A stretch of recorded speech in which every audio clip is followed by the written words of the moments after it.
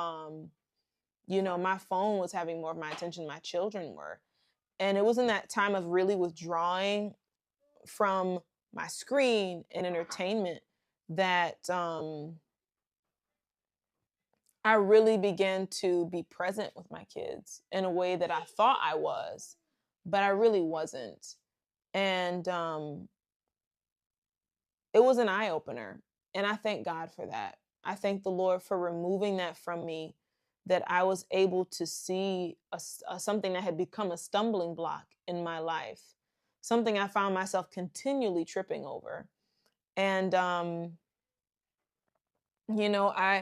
I realized, when was the last time I sat down on the floor and really looked at my kids like this? Like in the eye, I'm not on a phone talking to them, they're not really having my attention.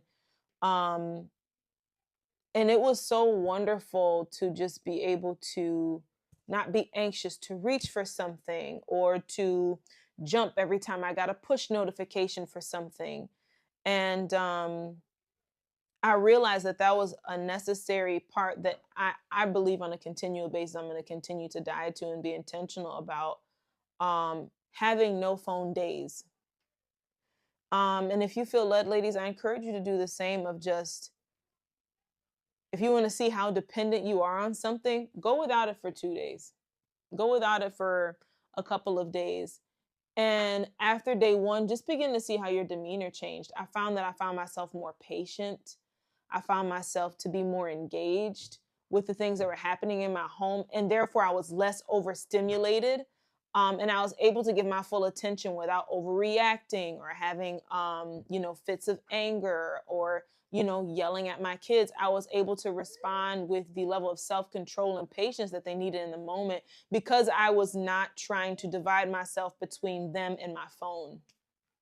And so, um, I think the real gift of that is it's a two-way gift. The gift of it wasn't not just me loving on my kids, but they got a present mom. They got a very healthy, thank you, Lord, selfless version of me. And, I believe that all that time I was spending on my phone was just selfish. I was looking for, and I didn't even realize, an outlet um, that was unhealthy. It had consumed so much of my time. And time is such a precious commodity, that really, I think a lot of us can take for granted.